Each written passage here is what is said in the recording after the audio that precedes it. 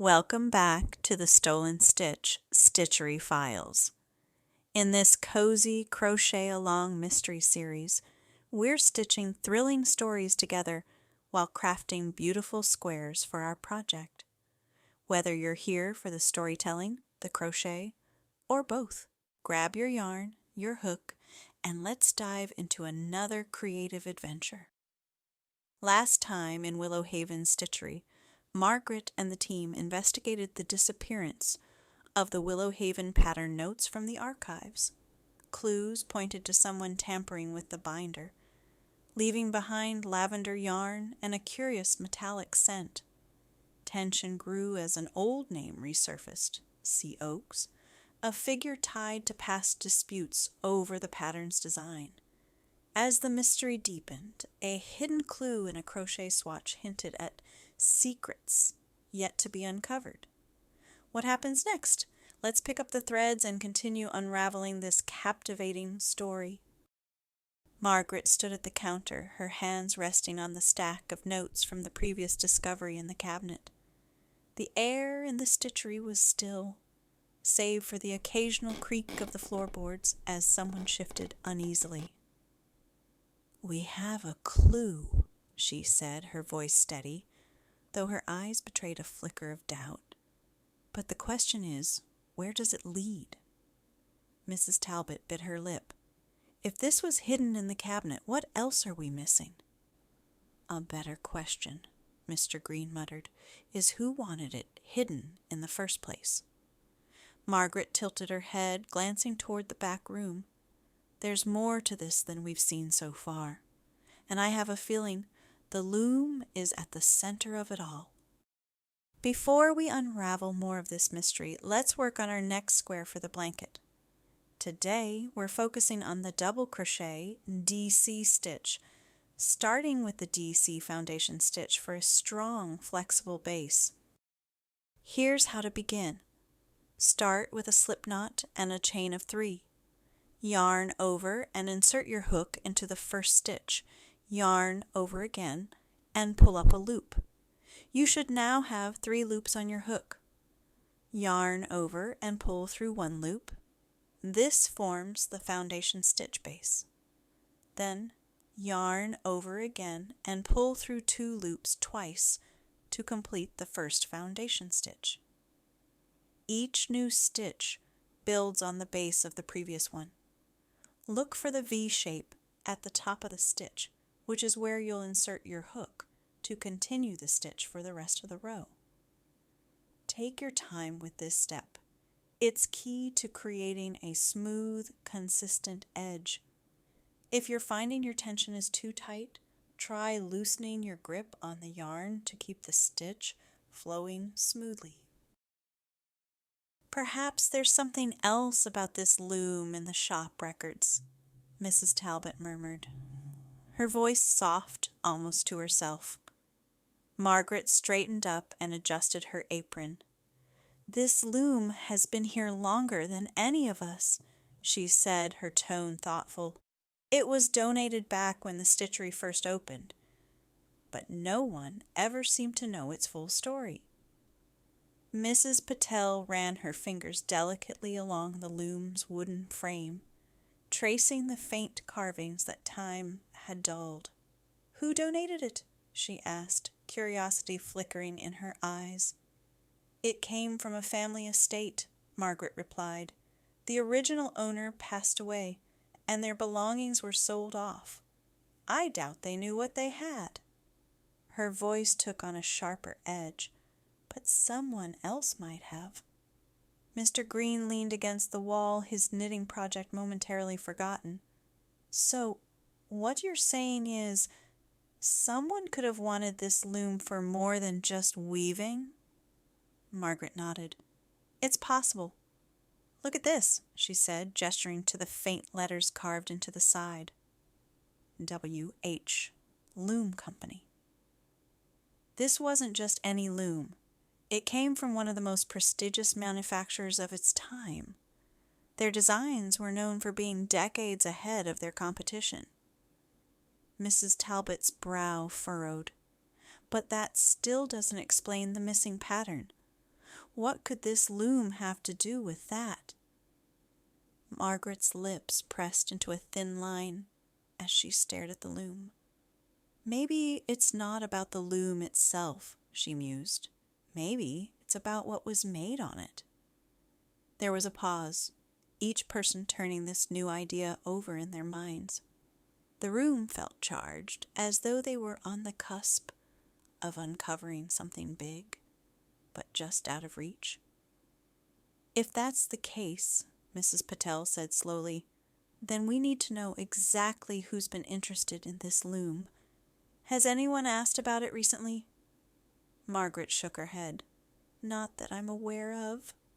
But it's been sitting here in storage for so long, it's easy to overlook. Her gaze settled on the loom. Still, there's something about this that doesn't sit right. Mrs. Patel tilted her head thoughtfully. If the loom is connected to the missing pattern, then whoever took those notes might know exactly what they're looking for. And what they want, Mr. Green added. Exactly, Margaret replied, her tone resolute, which means we need to dig deeper, not just into the loom's history, but into what's missing from the archive cabinet. How's your foundation stitch coming along? If your hands are feeling a little tense, take a moment to relax and shake them out. This technique can take some getting used to, but it's worth it for the neat and flexible finish. Once you've finished your foundation row, get ready to turn your work and begin row 2 with the stacking stitch. But for now, let's head back to the counter and see what the archives might reveal. Margaret carefully laid the now lighter binder on the work table in the center of the room. Its well-worn edges and familiar markings seemed at odds with the eerie emptiness inside. She flipped through the pages once more, her sharp eyes scanning every inch. Whoever took the notes knew exactly what they were looking for, she said, breaking the silence. Her tone was calm, but her words carried a weight that made the room feel smaller. Could it have fallen out? Mrs. Patel offered, though she sounded far from convinced. She clutched her project bag as if grounding herself. Margaret shook her head. This wasn't an accident. They left the binder behind to avoid suspicion, but they didn't realize we'd be this meticulous. Mr. Green leaned over, his brow furrowed in thought. So, the question is, who has access to this cabinet? He gestured toward the gleaming brass lock. If it's still locked, then that narrows the list, doesn't it? Mrs. Talbot placed the key on the table. I keep this key on me at all times. It hasn't left my apron since I used it 2 days ago. Margaret nodded, picking up the key and studying it briefly before placing it back down. Then the pattern didn't just vanish. Someone deliberately came in here, knew where to look, and had a way to copy this key or bypass the lock entirely. The group exchanged uneasy glances. It was one thing to misplace a pattern, but this felt more calculated, deliberate. Let's take a quick pause from the mystery and get started on row 2 of our square. For this row, and every row in this square, we're using the stacking stitch to replace the usual chain 3 at the start. This gives each row a clean and polished look. Here's how to do it. Turn your work so the foundation row is facing you. Insert your hook into the very first stitch of the row without yarning over. Yarn over and pull up a loop, then yarn over and pull through both loops on the hook. Now insert your hook into the vertical bar. Yarn over and pull up a loop. You'll have 2 loops on your hook. Yarn over again and pull through both loops. This creates a standing single crochet to replace the usual chain 3. Remember, you'll start every row in this square with this stacking stitch. Once the first stitch is complete, let's move into the double crochet, DC stitches. 1. Yarn over Then insert your hook into the next stitch of the foundation row. 2. Yarn over again and pull up a loop. You should now have 3 loops on your hook. 3.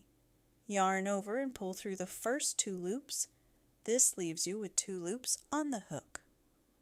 4th, yarn over once more and pull through the remaining 2 loops. That's your completed DC stitch.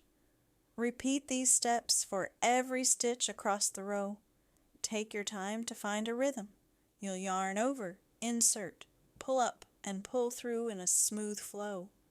While you work on row 2, make sure to keep an even tension in your stitches, and remember to work into every stitch along the row.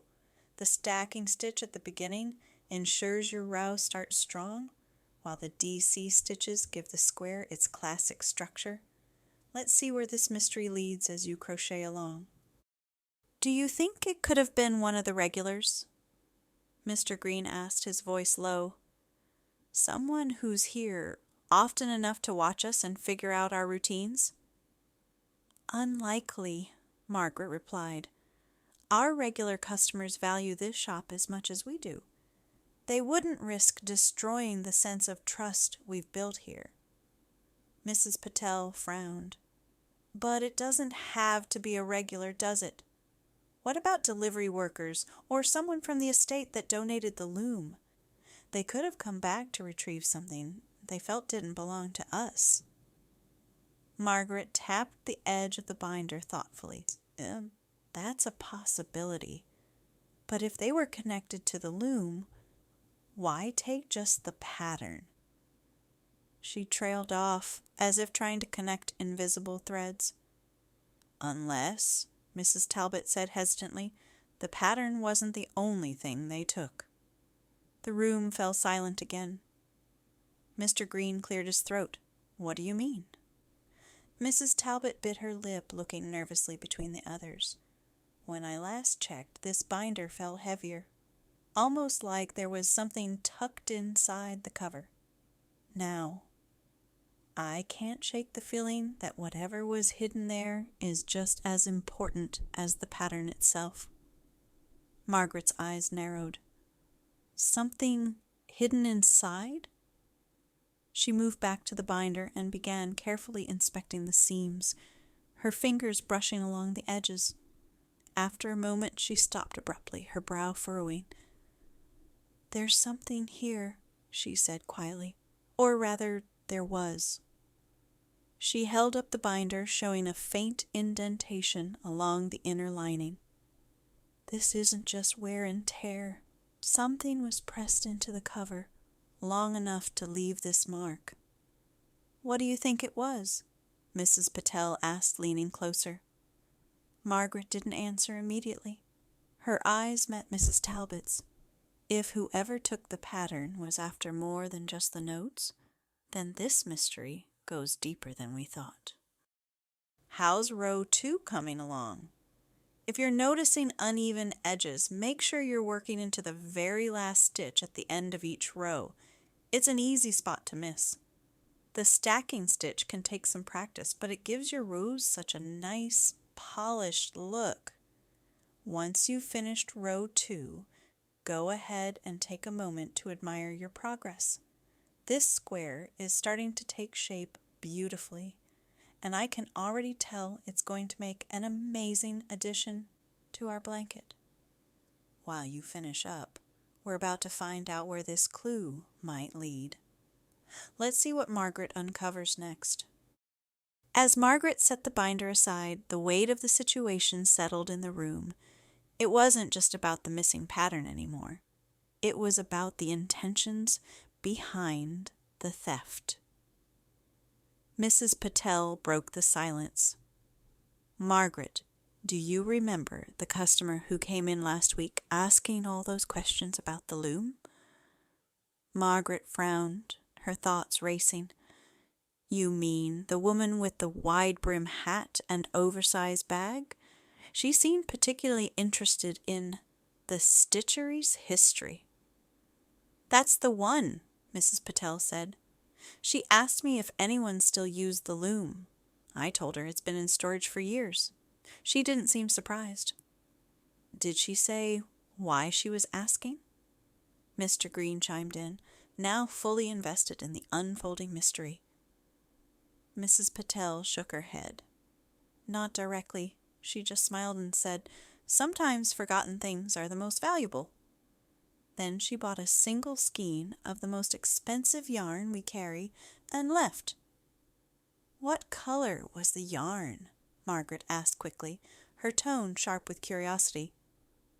Mrs. Patel paused, thinking for a moment.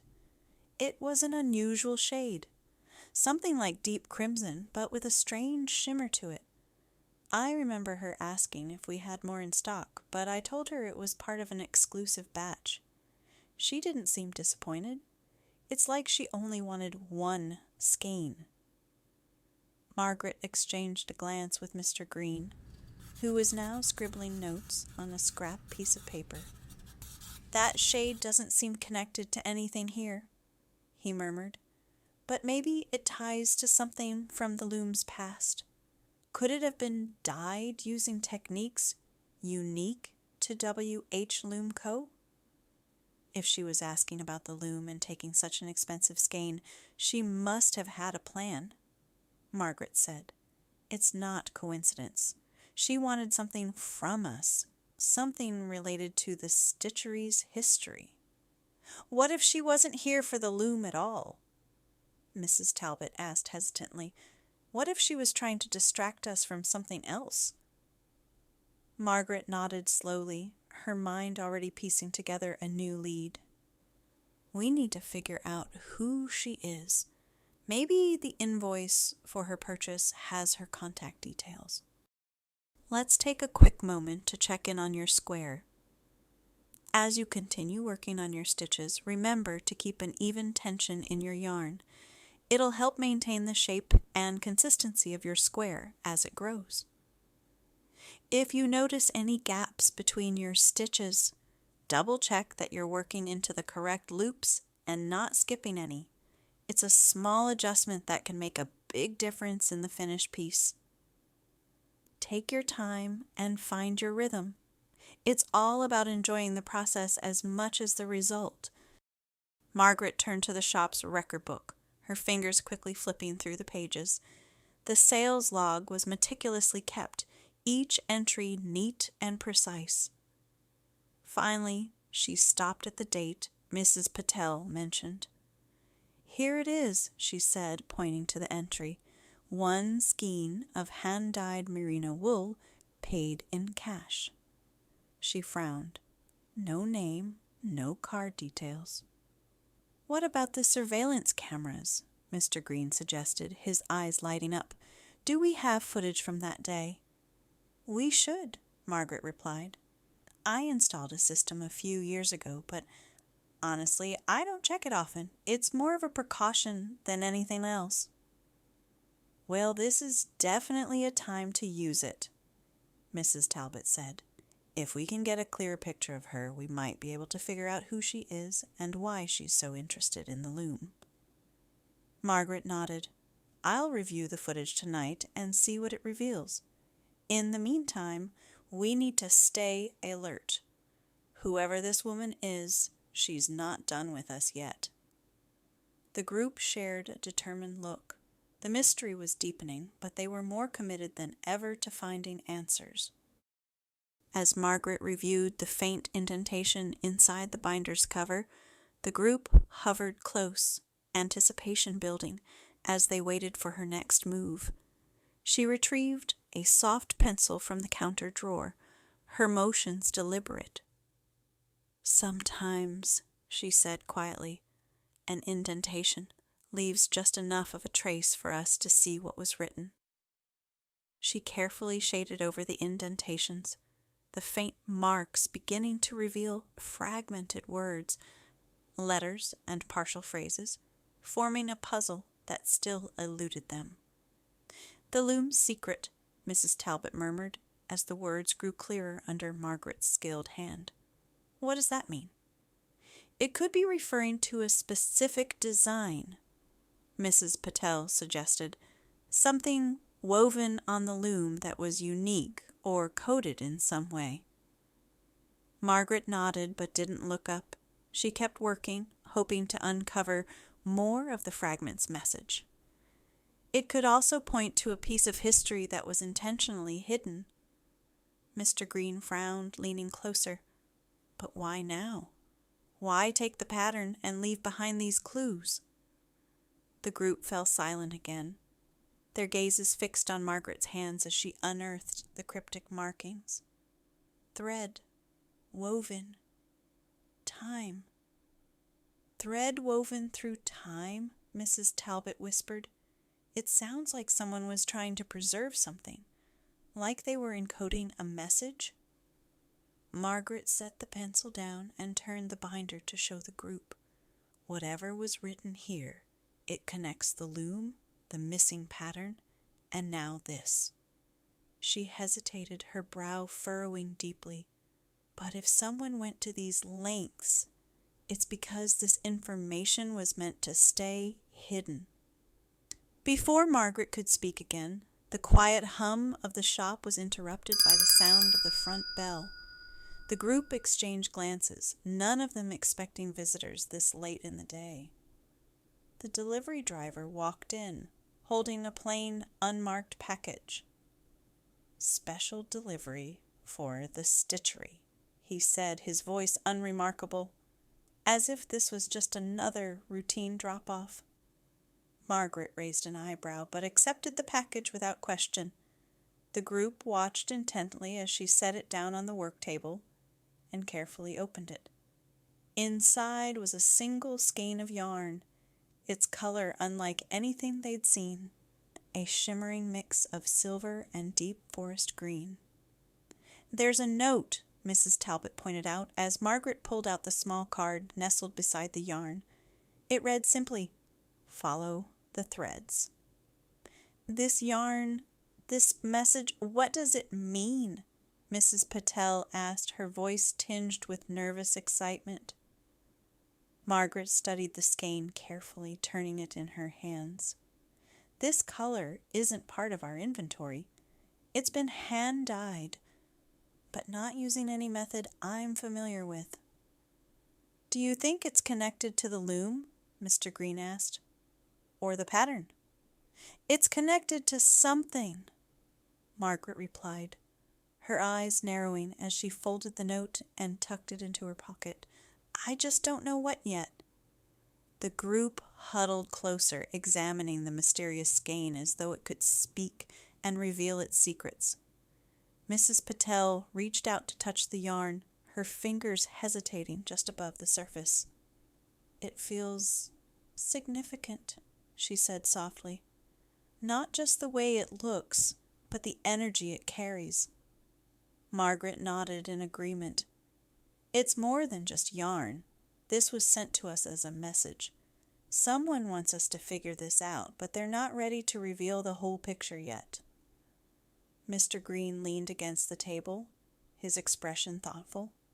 "And the note? Follow the threads." It sounds like they're hinting at more than just literal yarn. What if it means history, connections, people? "It's possible," Margaret said, "but the threads could also mean our next step in unraveling this. Whatever this person wants us to find, they've left clues on purpose." The group's determination thickened in the air around them. Margaret glanced toward the back room where the loom sat, silent and waiting. "There's something we're missing. Something tied to the loom, this yarn, and that binder." As the group mulled over the possibilities, the faint sound of the shop bell echoed again. Margaret turned sharply, her eyes narrowing as she moved towards the front of the store. But when she reached the counter, the street outside was empty, except for a shadow lingering briefly beneath the lamplight before vanishing into the night. Margaret stood still for a moment before locking the door and turning back to the others. "It seems," she said quietly, "that our mystery guest hasn't gone far." Margaret returned to the work table.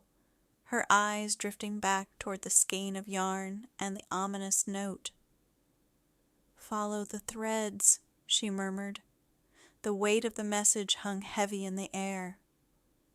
"We're going in circles," Mr. Green said, his frustration evident. "Every time we find a new clue, it just raises more questions." "But at least the questions are leading somewhere," Mrs. Hendricks countered, her tone brimming with quiet determination. She'd been mostly silent during the group's recent conversations, but now her voice carried a sense of clarity. "I've been keeping notes on everything we've uncovered so far," she said, holding up her small, leather-bound journal. "We need to treat this like a pattern. Find the repeats, follow where the threads connect." Margaret gave her a thoughtful look and nodded. "That's exactly what we need to do. Whoever is behind this, they want us to figure it out piece by piece." She turned toward the storage room.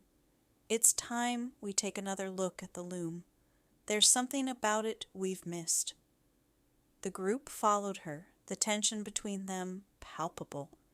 Mrs. Hendricks brought her journal along, flipping through its pages as they walked, searching for anything that might give them an edge. The loom stood just as they had left it, its aged wood radiating an air of quiet mystery. Margaret ran her hand along the frame, her fingers tracing the worn carvings as if searching for answers hidden in the grain.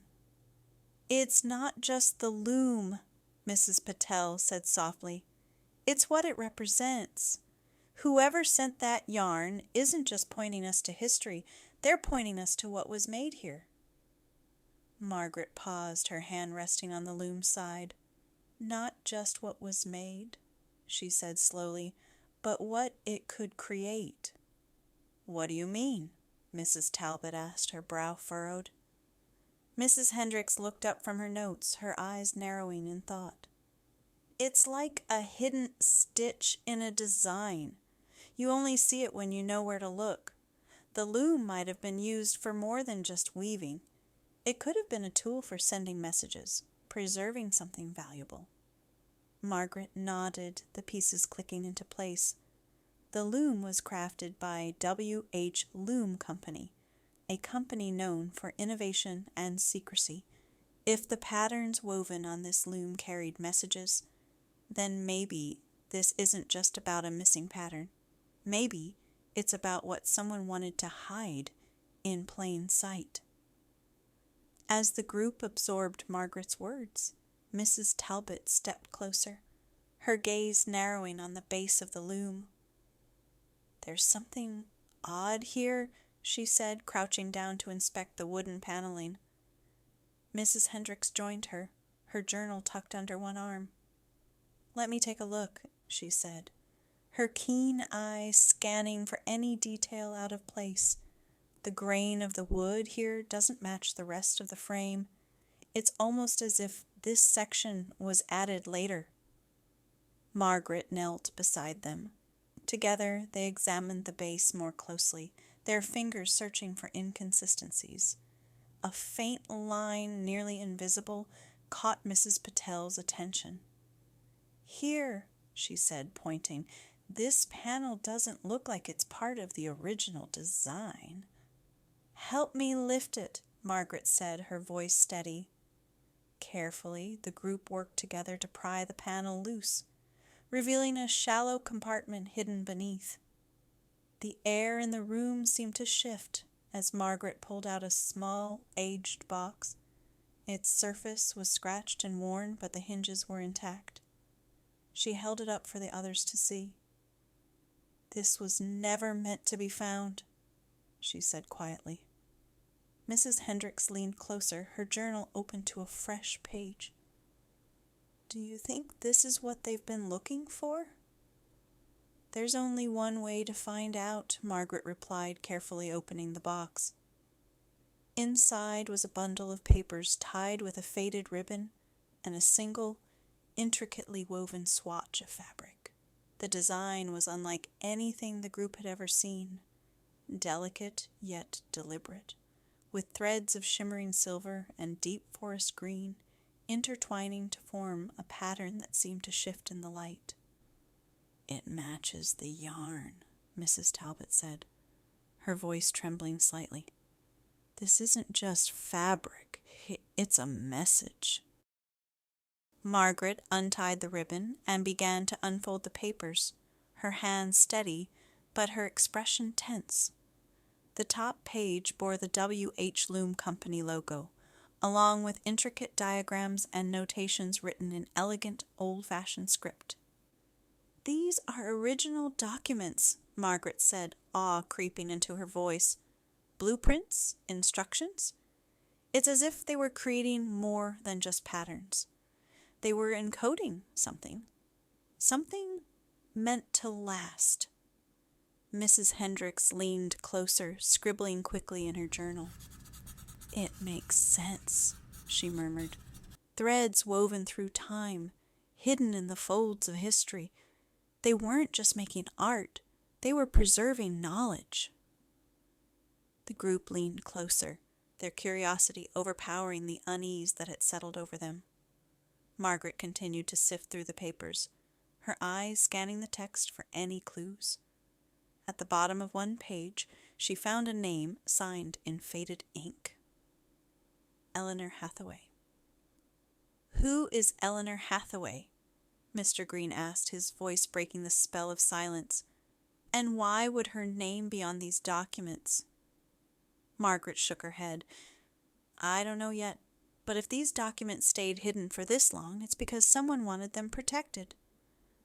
She turned her attention back to the swatch of fabric, her fingers brushing over the intricate design. "Whatever this is, it's the key to understanding what happened here, and what's happening now." The group exchanged solemn glances, the weight of the discovery settling over them. Margaret carefully placed the documents and fabric back into the box, her resolve clear in her expression. "This isn't just about solving a mystery," she said. "It's about preserving a legacy." The shop was quiet, the only sound the faint rustle of papers as Margaret and Mrs. Hendricks carefully laid out the contents of the hidden box. The swatch of fabric shimmered under the dim light, its intricate pattern almost hypnotic. "Eleanor Hathaway," Margaret murmured, her finger tracing the faded name on the page. If she was behind this, why go to such lengths to keep it hidden? "And how did the loom end up here?" Mrs. Patel added, her voice heavy with curiosity. If this was her work, why didn't she take it with her? Mrs. Hendricks flipped through her journal, her brow furrowed in concentration. "I've been piecing together what we know about W.H. Loom Company," she said. "Eleanor's name doesn't come up in any of their official records, but that doesn't mean she wasn't involved. She could have been a designer, a collaborator, or even a whistleblower." "A whistleblower?" Mr. Green repeated, his eyes widening. "You mean like someone who exposed company secrets?" "Exactly," Mrs. Hendricks said. "If the company was encoding messages in their designs, someone might have wanted to stop them, or protect whatever they were working on." Margaret set the swatch down carefully, her mind racing. If Eleanor was trying to protect something, it could explain why this box was hidden in the loom. She might have wanted to keep it out of reach, but from whom? Or maybe she wasn't hiding it for protection. Mrs. Talbot suggested, her voice trembling slightly. Maybe she was hiding it to buy time, to make sure no one used it until it was ready. As the group debated, a sudden knock at the door shattered the silence. Everyone froze, their gazes darting toward the front of the shop. It was late, too late for visitors. Margaret stood slowly, motioning for the others to stay back. She approached the door cautiously, her hand hovering over the lock. "Who's there?" she called out, her voice firm. A muffled voice responded, barely audible through the door. "I have information about the loom." The group exchanged nervous glances, their curiosity piqued, but their instincts on high alert. Margaret hesitated for a moment before unlocking the door, just enough to peer through the crack. A man stood on the other side, his face partially obscured by the brim of his hat. "Who are you?" Margaret demanded. "A friend," he said simply, "and someone who doesn't have much time." He held out a folder, its edges worn and frayed. "This belongs to you." Margaret took the folder cautiously, her eyes never leaving the stranger. "What is this?" "Answers," he replied, "but they come with a warning. The more you uncover, the more danger you'll face." Before Margaret could respond, the man turned and disappeared into the night, leaving the group to process the cryptic encounter. She closed the door and locked it tightly, her hands trembling slightly as she brought the folder to the work table. "What does it say?" Mrs. Talbot asked, her voice barely above a whisper. Margaret opened the folder carefully, revealing a series of old photographs, handwritten notes, and sketches. One photo caught her attention immediately. A group of workers posing in front of a massive loom. At the center stood a woman with piercing eyes and a determined expression. "That's her," Margaret said, her voice filled with awe. She pointed to the woman in the photo, Eleanor Hathaway. The group gathered closer, their eyes scanning the documents for any clue that could connect the threads of the mystery. Margaret sifted through the notes, her brow furrowed as she pieced together fragments of information. Mrs. Hendricks leaned in, her journal open as she scribbled notes. "These sketches," she said, pointing to a series of intricate designs, "they match the pattern on the swatch. But look at the annotations. They're not just design notes. It's a code." "A code for what?" Mr. Green asked, leaning over her shoulder. "I'm not sure," Mrs. Hendricks admitted, "but it's complex. Whoever created this wanted to make sure only the right person could understand it." Margaret held up one of the photographs, her gaze lingering on Eleanor's face. "She looks like someone who had a lot to lose," she said quietly. "And yet she left this behind. Whatever she was protecting, it was worth the risk." Mrs. Patel pointed at a cryptic diagram on one of the pages. "These threads, they don't match any standard weaving technique. They loop and cross in ways that defy logic, but somehow it feels deliberate." "Almost like a map," Margaret said thoughtfully. "What if this isn't just a code? It's instructions."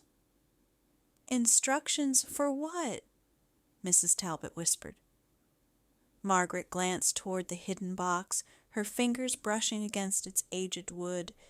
"That's what we need to find out." "The question is," Mrs. Patel said softly, "are we willing to take the risk to uncover the truth?" The room fell silent as the weight of her words settled over the group. Margaret set the photograph down and straightened her shoulders. "We've come this far," she said firmly. "We owe it to Eleanor and to ourselves to see this through." Margaret carefully packed the documents and swatched back into the hidden box, her movements slow and deliberate. The weight of the discovery hung heavy in the air, as though the shop itself had paused to breathe in the moment. "Eleanor Hathaway wasn't just a weaver," Margaret said quietly. "She was an architect of patterns, of messages, of connections that transcended time." Mrs. Hendricks closed her journal with a firm snap, her expression resolute. "We've uncovered so much already, but the threads don't stop here. The question now is whether we follow them to wherever they lead." "Do we have a choice?" Mrs. Patel asked softly. "This isn't just about us anymore. It's about Eleanor, about the legacy she left behind. If we don't find the answers, who will? Mr. Green let out a breath, his eyes scanning the room. But what happens when the answers bring more questions? When they bring danger? His voice was steady, but there was no mistaking the concern behind his words. Margaret's gaze met his, unwavering. We take it one step at a time, just like Eleanor did. She placed her hand gently on the box. We don't have all the pieces yet, but we're closer than we've ever been. And as long as this loom stands, so does the hope of uncovering the truth. The group stood in quiet agreement, their resolve palpable despite the uncertainty that lay ahead. As the shop's lights flickered softly in the dim evening, Margaret turned toward the back room, her voice calm but firm.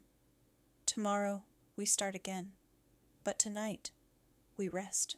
We'll need our strength for what comes next. As we close this chapter of our mystery, take a moment to admire the progress you've made on your square. Each stitch carries its own story, its own connection to the greater design we're weaving together. The square is more than just a piece of fabric. It's a symbol of the threads we're following, both in crochet and in the unfolding mystery.